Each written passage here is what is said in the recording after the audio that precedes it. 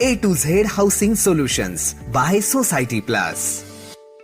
आपका background commerce, economics या finance का हो अगर न हो, अगर आप आपके हाउसिंग सोसाइटी के ऑफिस बेरर है तो आपको ऑडिट, डॉक्यूमेंटेशन, मेंटेनेंस इनके बारे में हमेशा नॉलेज रखनी ही पड़ती है।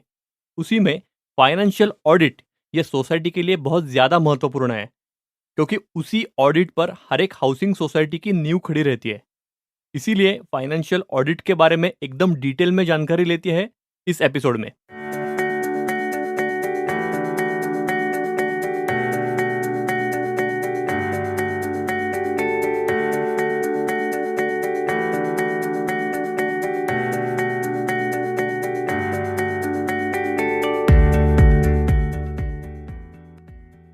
नमस्ते। Your society our solutions podcast में हमारे सभी श्रोताओं का हम तहे दिल से स्वागत करते हैं। सोसाइटी प्लस इस ऑर्गेनाइजेशन के फाउंडर संजय सूर्यवंशी सर हमारे साथ है। इसके पहले एपिसोड में हमने रीडेवलपमेंट, कन्वेंस डीड और सोसाइटी रजिस्ट्रेशन के बारे में चर्चा की है। अगर आपके वो एपिसोड सुनने अभी बाकी है तो मैं आपको अपील करता हूँ कि इस एपिसोड को सुनने के बाद वो भी एपिसोड जरूर देखिए। हमारा आज का टॉपिक भी बहुत ही महत्वपूर्ण है। संजय सर नमस्ते। नमस्ते नमस्ते। सर, आज के एपिसोड को शुरुआत करने से पहले हमें एक बहुत ही बड़ी अनाउंसमेंट करनी है। देश का लीडिंग मीडिया ग्रुप लोकमत की तरफ से सोसाइटी प्लस को best cooperative consultant in Maharashtra in corporate excellence category ये अवार्ड मिला है हाल ही में। और ये अवार्ड सेरेमनी दुबई में हुई थी, उसमें सभी हुज हू शामिल थे। और ये अवार्ड सोसाइटी प्लस की तरफ से कंपनी के डायरेक्टर संजय सूर्यवंशी सर और विजय ओसवाल सर इन्होंने रिसीव किया। सर, हार्टिएस्ट कॉन्ग्रेचुलेशंस, बहुत ही बड़ी अचीवमेंट है ये। Yes, it is a proud moment for Society Plus, total team and our clients also. Absolutely sir. चलिए सर, आज के एपिसोड की शुरुआत करते हैं और यह है first question. Although financial audit is a self explanatory term, what is its context in perspective of housing societies? जैसे कि हाउसिंग सोसाइटी के लिए Maharashtra cooperative society act 1960 under section 81 के प्रोविजन के अंडर हर एक हाउसिंग सोसाइटी को once in year statutory audit करना कंपलसरी है। Okay okay.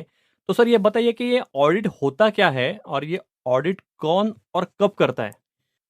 ऑडिट मीन्स एक फाइनेंशियल ईयर में उस सोसाइटी में जो भी फाइनेंशियल और डॉक्यूमेंट्स के ट्रांजैक्शन में जो चेंजेस हुए हैं, गवर्नमेंट पैनल के जो ऑडिटर है उनसे ये सब पूरा चेक करवा के लेना और उसकी उसकी रिपोर्ट तैयार करके ये ऑडिटर से पूरा करवाना। ये this is called audit, statutory audit of the society first.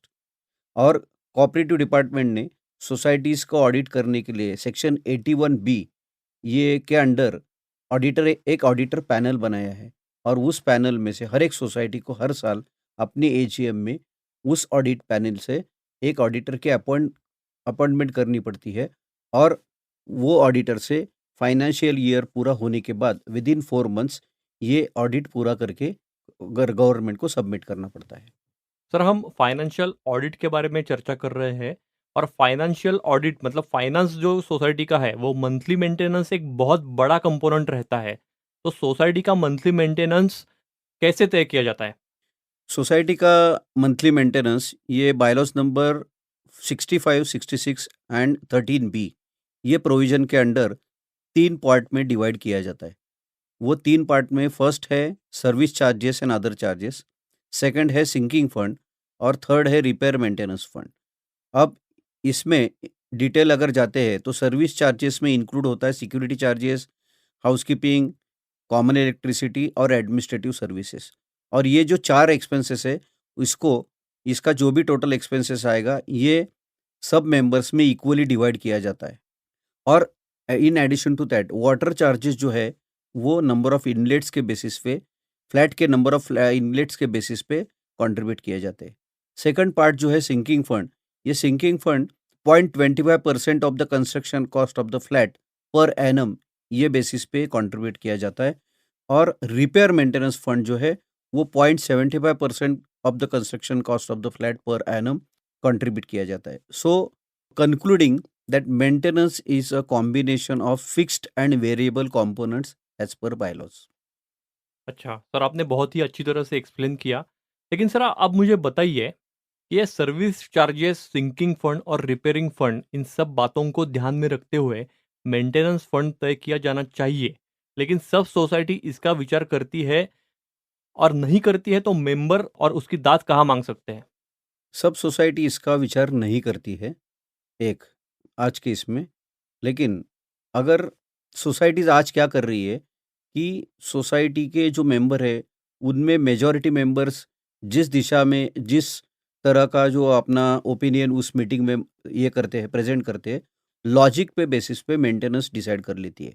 लेकिन अगर किसी मेंबर को ये अगर मान्य नहीं है कि ये जो चल रहा है वो एज़ पर बायलॉज़ नहीं चल रहा है, तो वो member deputy registrar cooperative societies उनके ऑफ़िस में जाके इसके रिलेटेड उनको जो भी ऑब्जेक्शन रेज़ करना है या उनको जो भी इसके रिलेटेड एक्शन प्लान लेना चाहिए, वो डेप्यूटी रजिस्ट्रार के पास जा सकते हैं। ओके सर, नेक्स्ट क्वेश्चन है, फाइनेंशियल चीजें जब भी आती है, हिसाब किताब आता ही है, तो पूरे साल का बजट, अकाउंट्स, ये सब करना पड़ता है। इसकी कोई डेडलाइन होनी चाहिए या नहीं? यस, ये महाराष्ट्र कोऑपरेटिव सोसाइटी एक्ट में इसका पूरा जो अमेंडमेंट में इसके पूरे डेट्स फाइनलाइज़ किए गए हैं। पूरे साल में इसके कौन से डेट को क्या होना चाहिए। जैसे कि 31 मार्च पूरा होने के बाद विदिन 45 डेज़ सोसाइटी के अकाउंट्स पूरे होने ज़रूरी है। उसका लास्ट डेट है 15th मई। और उसके बाद में 31 मार्च के बाद maximum within 4 months last that is 31 जुलाई। 31 जुलाई के पहले सोसाइटी का स्टैट्यूटरी ऑडिट पूरा होना कंपल्सरी है। देन विदिन 1 मंथ आफ्टर 31 जुलाई, 1 महीने के अंदर बिफोर 31 अगस्त सोसाइटी का audit report registrar of cooperative society को सबमिट होना ज़रूरी है। एंड उसके ऑडिट होने के बाद विदिन 2 मंथ्स, 31 जुलाई के बाद within 2 months, last that is 30th सितंबर, उसके पहले सोसाइटी का एजीएम होना, ये भी डेट कंपल्सरी है। सो ये 4 डेट्स लॉ में पूरी स्ट्रक्चर कन्फर्म फिक्स की गई है, जिसका चेंज करने की पावर रजिस्ट्रार को भी नहीं है और सोसाइटी को तो है ही नहीं। Right sir. लेकिन क्या सर हर एक सोसाइटी इतनी सिस्टमैटिक तरीके से काम करती है या नहीं? और अगर नहीं करती है तो उन पर क्या कार्रवाई हो सकती है? यस, एक्शन वो जो कार्रवाई कार्रवाई हो सकती है क्या? लॉ में प्रोविज़न है, बायलॉज़ में प्रोविज़न है। अगर सोसाइटी लॉ के बेसिस पे काम नहीं करती है, तो एक्शन 100% कंपल्सरी है। अब वो एक्शन कौन कैसे डिपेंड होता है? तो action is depends on the type of objection raised by the member against society और ऑफिस बेयरर्स। और ये सब जो है रजिस्ट्रार को पावर दिए गए हैं कि रजिस्ट्रार अगर ये इसके एक्शन रिलेटेड अगर कोई वहाँ पे उनके इस ऑफिस में एप्लीकेशन आता है मेंबर्स की तरफ से या ऑब्जेक्शन रेज़ किया जाता है, उसका हियरिंग रखा जाता है। हियरिंग में दोनों पार्टीज़ का पूरा ऑब्जर्वेशन किया जाता है उनकी तरफ से और वो ऑब्जर्वेशन करके registrar has power to take the action against the society और against the office bearer as per the basically objection raised by the member. So you highlighted a very important point in this answer, that members can raise issues if the society is not functioning as per the law. Definitely, definitely.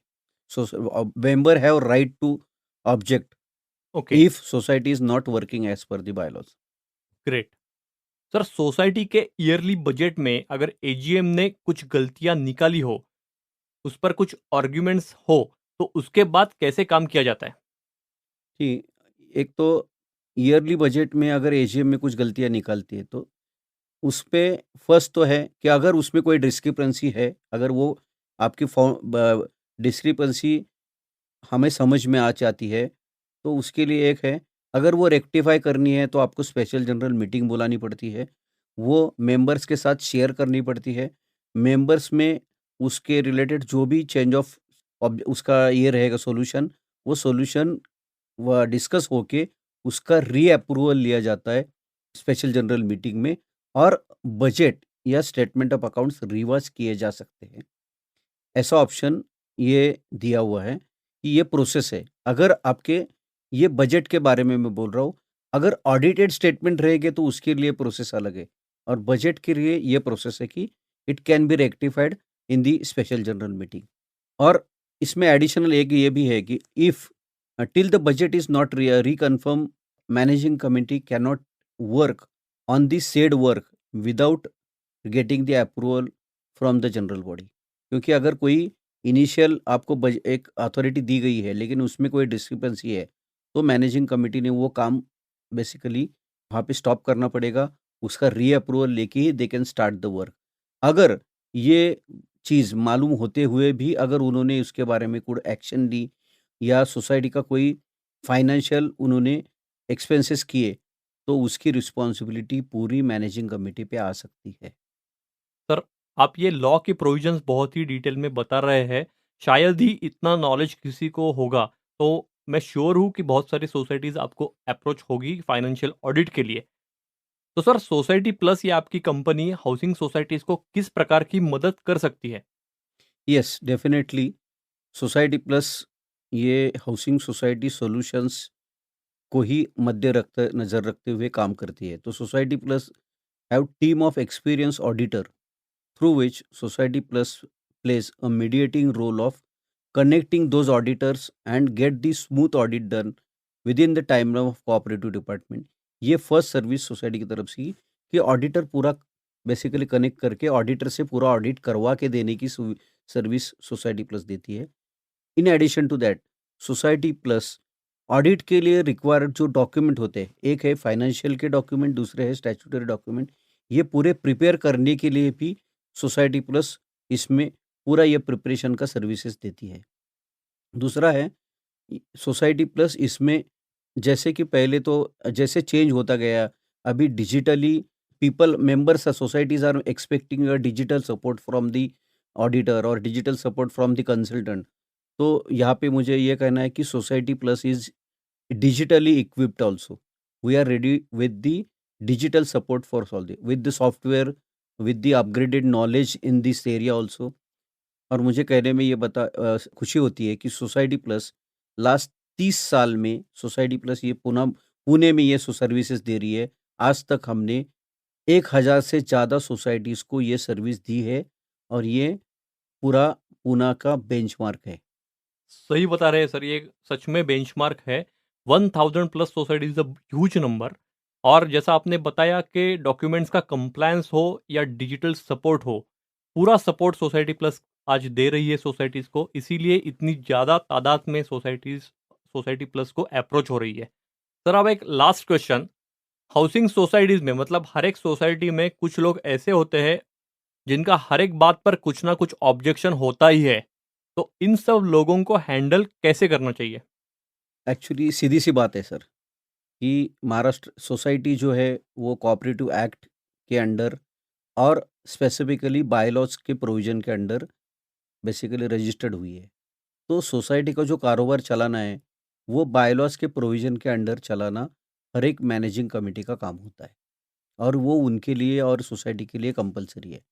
अगर कोई member objection लेता है, तो उसको सिर्फ bylaws के base से अगर आप वेरीफाई करते हो, अगर बायलॉज के बेसिस पे वो ऑब्जेक्शन सही है, तो आपको उस ऑब्जेक्शन को सुनना पड़ेगा। अगर वो बायलॉज छोड़ के उसके लॉजिक के हिसाब से ऑब्जेक्शन रेज़ कर रहे हैं, तो आप उस लॉजिक को लॉ का प्रोविज़न डिसे बोल के उसको क्लैरिफ़ाई कर सकते हो। तो ये ऐसा है कि if you follow the path of law and bylaws, तो आपको कोई भी ऑब्जेक्शन आ जाता है, कोई भी मेंबर कितने भी ऑब्जेक्शन लेता है, तो you can 100% clarify those objection. ये हमारी आज तक की एक्सपीरियंस है कि आप लॉ पाथ पे काम करो सोसाइटी का। आपकी सोसाइटी छोटी रहो, 12 मेंबर की, 10 मेंबर की, या आपकी सोसाइटी 100 मेंबर की रहो, 500 मेंबर की रहो, 1000 मेंबर की रहो, अगर आप लॉ का पाथ फॉलो करते हो, बायलॉज का पाथ फॉलो करते हो, तो आप कोई भी ऑब्जेक्शन आ जाता है तो you can clarify the objection. Thank you so much Sanjay sir. Financial audit ये बहुत ही कॉम्प्लेक्स टॉपिक है, पर आपने बहुत ही सिंपल लैंग्वेज में इस विषय का विश्लेषण किया। अभी आपने सुना संजय सूर्यवंशी और निरंजन मेढेकर की आवाज में योर सोसाइटी आवर सॉल्यूशंस ये पॉडकास्ट। ये सोसाइटी प्लस की निर्मिति और साउंड्स ग्रेट और मीडिया नेक्स्ट की प्रस्तुति है।